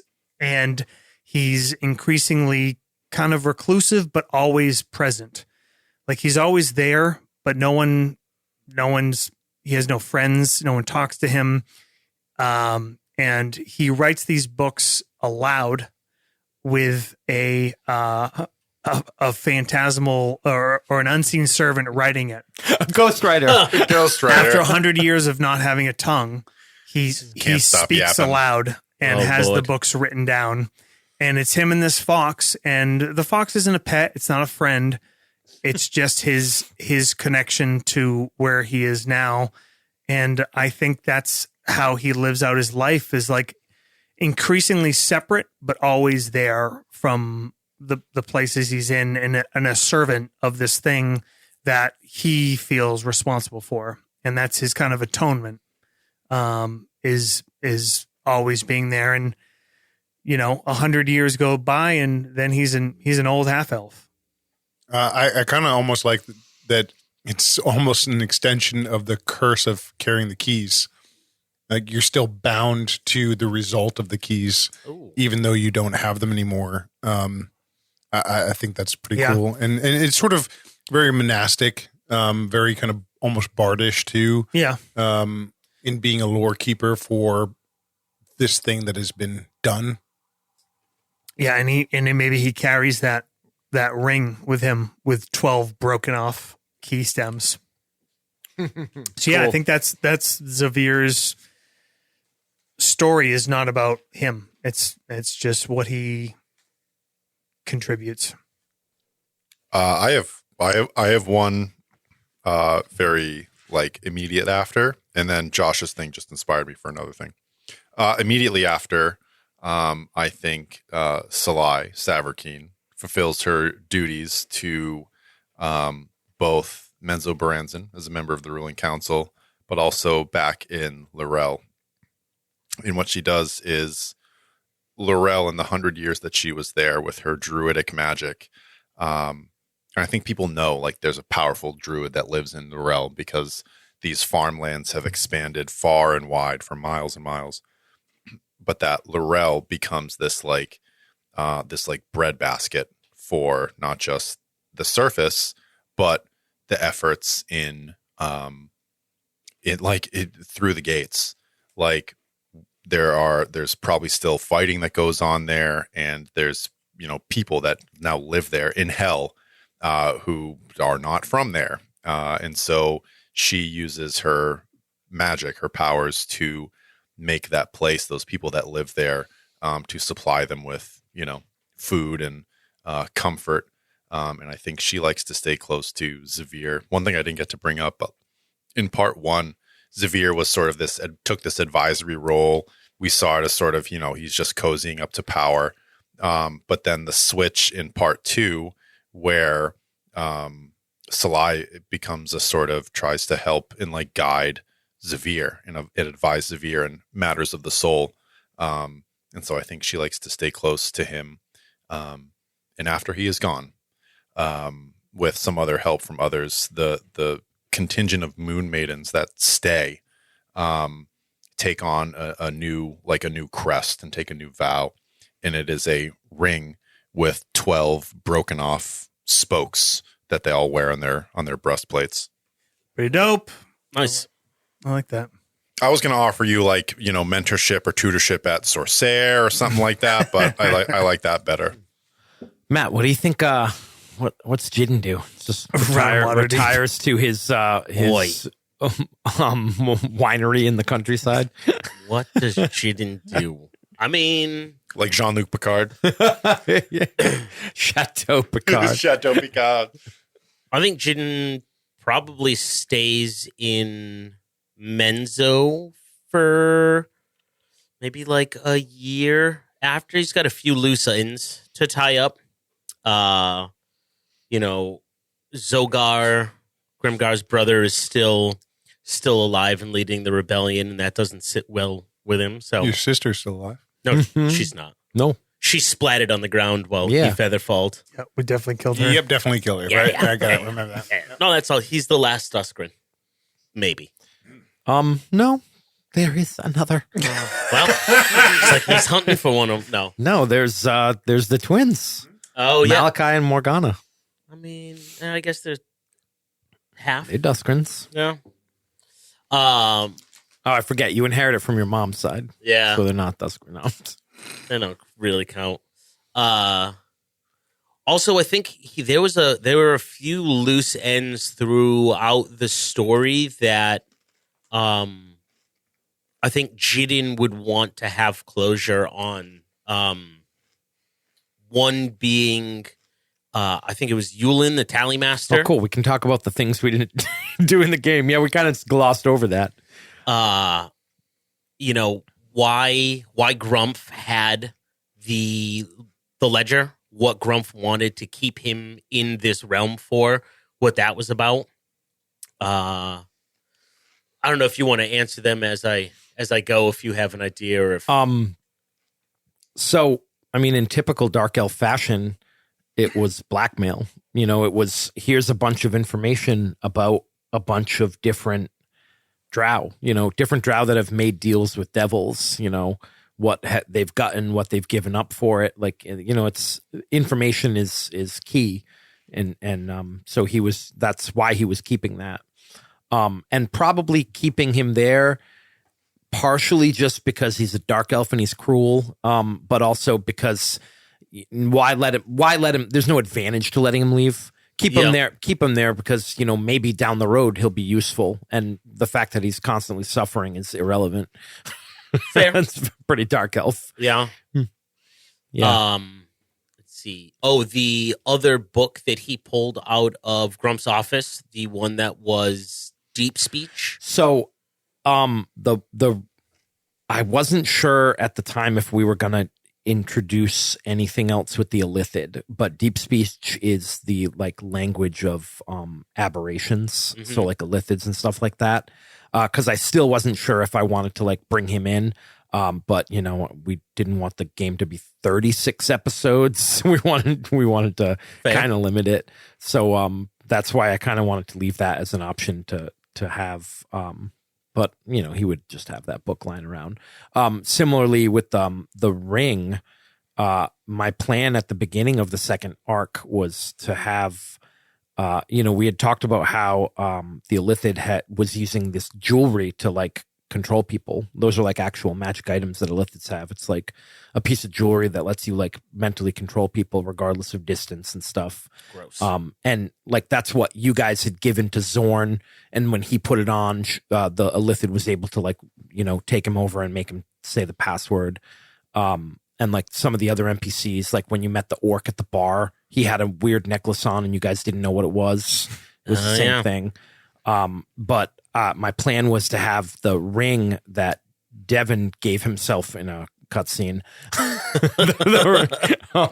The ring of elemental command. No, the other one, the ring of, or was it a necklace? Oh, that was in part 1 at the end. It was an amulet of protection from good and evil, or protection from evil. And I had planned on making that like one of those so that the Illithid could basically just take him over. Oh man! Snap. But I just didn't want to. It was just too much. It was too much, right? But if we weren't making a podcast and we were just going to play this game every week for 3 years, then I would have had the Illithid fucking snatch those keys at the last moment. Dope. I was holding with the Drow Poison to Lost Blessing. I was holding true to a, I guess you'd call it a homebrew rule that that would kill just about anything, no matter what.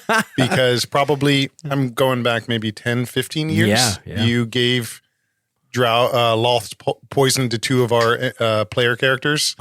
And one of them poisoned Lady Illustrial with it. Yep. Oh, yeah. Yeah. And we didn't know who did it. Big shout out to Keith. Yeah, big shout out to Keith. Yeah. Well, there's a question that all of the listeners are going to ask if we're talking about like resolutions, and that is, what happened to Skeleton Jim and the Bone Trinity? Yeah. So they stayed in the Claw Rift for a little while until someone else moved in, and that is where we'll pick up next time. No, that was like a weird thing. Like I did like in the interim, I was like, oh, I'll have Animate Dead. And like, he's been alone for 100 years. So he has these like, and it never like, it doesn't make like skeletons are fucking worthless in combat, but it was like kind of flavor, but then they just kind of hung at the house. There's a ghost down there. We also never really got into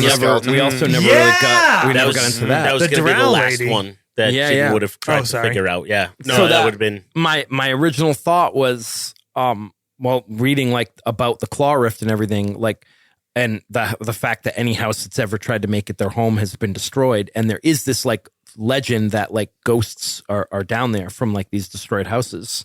So I thought it would just be something like that.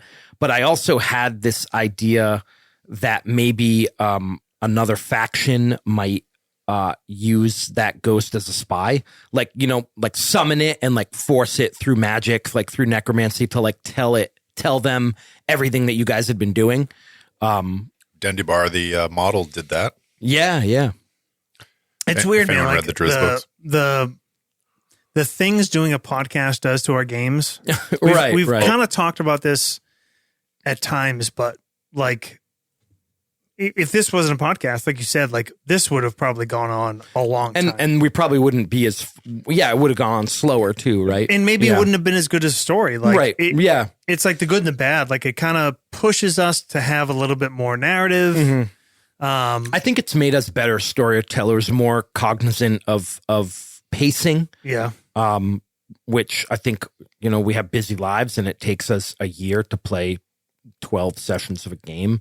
So it's probably, I think it's a net win. Yeah. The Hollow. The Hollow was, the Realm Manor. A cool monster in the first half that I wanted, because you had talked about like maybe destroying it in the cutscene, and like I just didn't know. I was like, it might be cool, or it might be cool to just have available for whatever, Yep. I just didn't want to take it off the table as far as options, but yeah, it was just meant to be a cool monster. The Adventurers, did you have plans for them?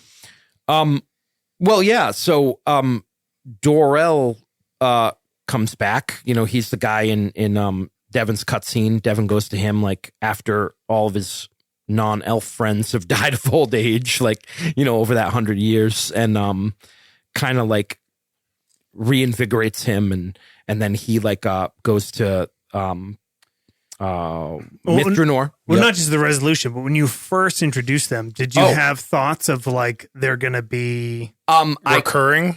I figured eventually you guys would kill them, but I did think it would be cool to just have that foil. Since we're playing bad guys, I was like, we have to have like the good guy adventuring party that's like after you. Which, you know, I totally spaced that. That there was a couple like around those characters were some of them actually some very fond scenes that I remember. One is being up at the top in the church by myself when everyone else goes, like after I pushed Salai down and being like alone up there and like sliding like down and falling through. And then the other scene was being in the basement of the church fighting the Moon Maiden, and my powers didn't work. Oh yeah. That was your own thing. That was awesome. Very cool scene. And then on top of that, because being in Azamir, her holy the smite not working. Yeah, the smite not working. So it was just like this total chaos. Because I was all alone. It was a very cool scene. Those are some of my favorite of your intro scenes were the ones from their perspective. Those were cool. Because that was like right in the beginning when like it was like we're the bad guys. Yep. And showing the good guys, showing the adventure, showing the, you know, and then setting up that first little, and it felt like it could have like built into a thing, but the story went somewhere else. Yeah. And it didn't take away from it. Again, it's like you let the story go. They were there for 3 or 4 games. And then, you know, once you guys kind of split off, it's part of that is you gotta like this whole thing of like, we're trying to get back to Menzo like quickly. And it's like, if I keep having these guys come after you, then like, again, it's going to be 30 episodes before we get back to Menzo, you know, it's going to be all these side plots. And cause I could run an adventure that just goes from like through cool scenes in the Underdark forever. Like the Underdark is so like in like the books and in all the source books and everything, like there's just so much cool shit you can do, you know, like there's so many cool, like different types of encounters. So yeah, we could have stretched that out so much, you know, and we could have had these guys chasing you the whole time. Like you were chasing Fenra and they were chasing you, you know, like that was kind of the original idea. But I'm like, it'll be 50 episodes. Wait, did we end up on where didn't end up? You were asking questions. Yeah. That's so he's arcane trickster. He wants to know all the lore, all the secrets, tie up all his loose ends, kill off whoever's left. Kill off Zogar, and then he would probably take the strongest of whatever's left and bring them back to the surface and join Bregendarth. Nice. And like then he would probably spend the rest of his days on the surface adventuring and probably would never go back to Menzo. Just dead to him. No retirement? No comfy? No, he's not. I mean, there's probably, you know, how long did Drow live? 400-500 years. And he's like, what, 150? Elves can live for like 750 years. Yeah. I mean, at one point we kind of very much described him as like having more money than he could ever spend in the bank from all of the missions he's done. But he doesn't really care about it. Yeah. He would probably just continue to adventure. Loves his job. Yeah. Until there was some sort of break with his brother. I think in the long run, his brother is like a serial killer. And Jidin is just like what just wants to be free, wants to learn everything he can and inhabit every aspect of life that he could. So there would probably be a point where they would try to figure out how to split or, you know, go to therapy and find out that his brother is just a voice in his head. Last question for me to Jake. what's the one thing you had thoughts of as a DM that you wish you had put more into the story or had the opportunity to make more a part of the story? Boy, because ultimately I think you did the good DM thing of like just letting the players drive it, but I know you also fleshed a lot of things in the background. I did probably the illithid thing. Looking back at it now, like I wanted Menzo to have factions. You know, I wanted it to be on the edge of collapse and to have these different factions that were really very selfish and unintentionally leading towards that collapse. So like the cult of Shar, the slave rebellion, the young nobles in the Narbondellan district. We didn't get too much into them. And then like the actual like hierarchy, like the old power.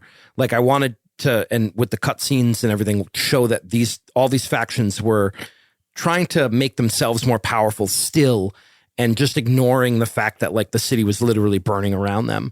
And I probably should have cut one of those factions out and replaced it with the illithid.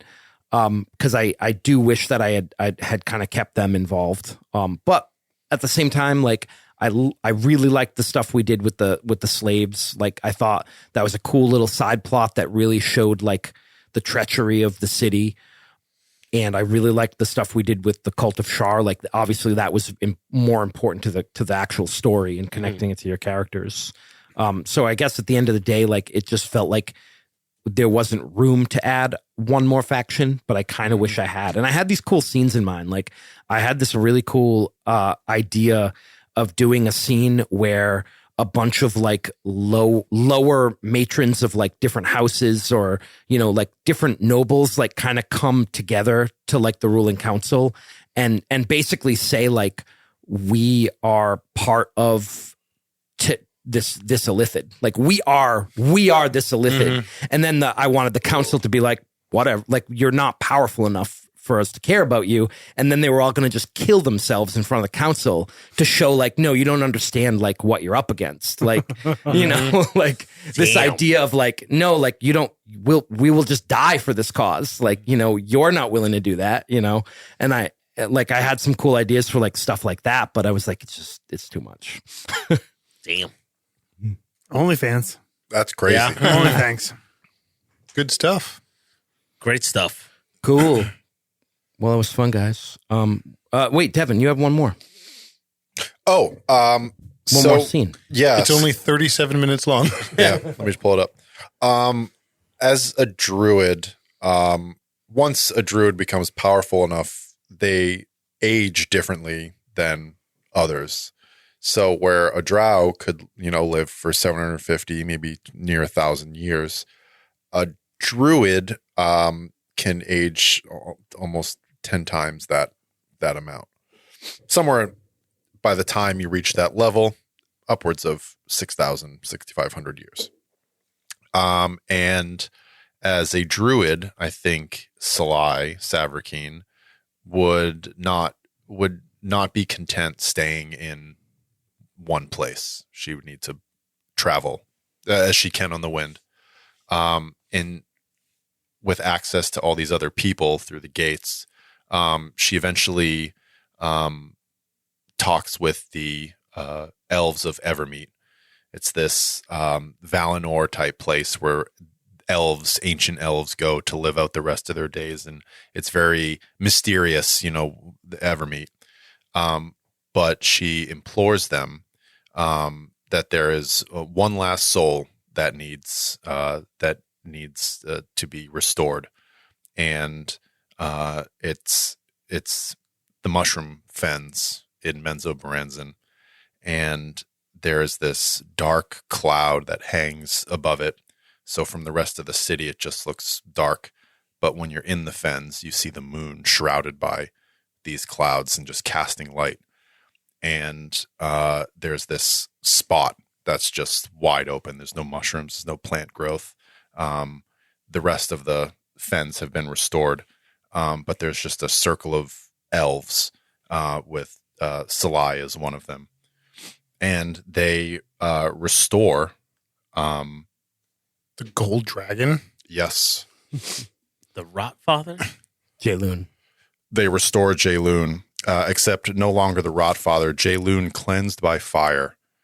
And Jayloon will go on to serve a noble quest in hell in protecting these gates. His fire breath doesn't do anything.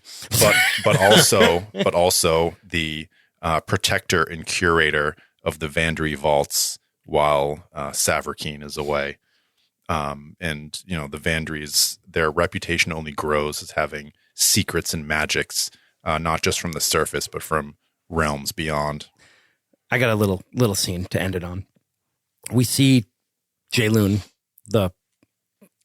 cleansed by fire, walking through the city of Menzoberranzan. The inhabitants there give it a wide berth. It's tolerated. Its body seems to glow and light up the streets around it, but it's making its way to the gate. We see its long sort of serpentine body step through the gate. Its tail kind of twirls around as it disappears into it.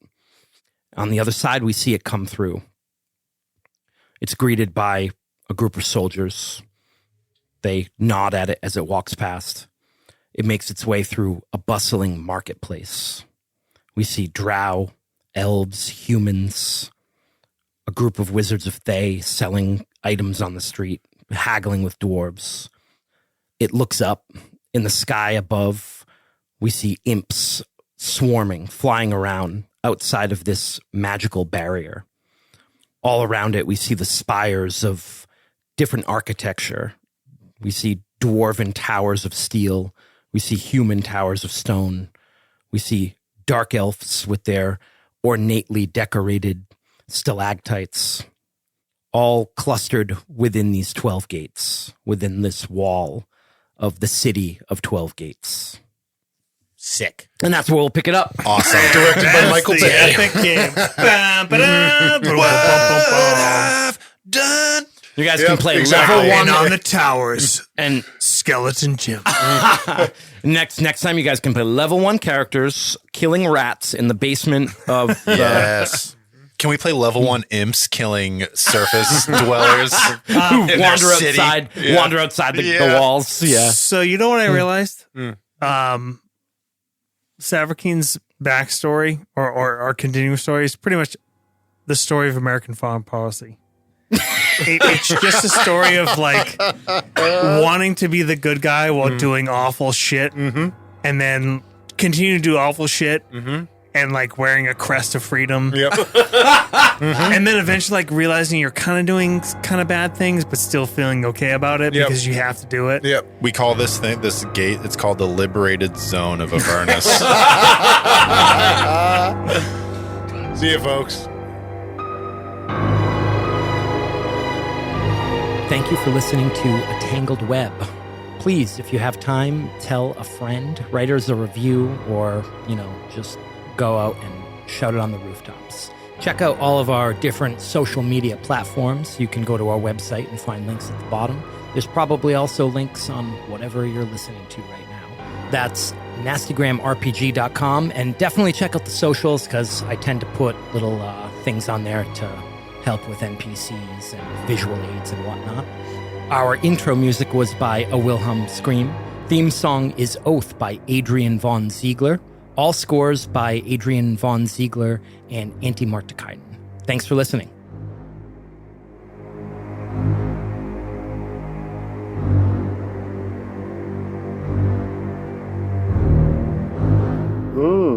That's nasty.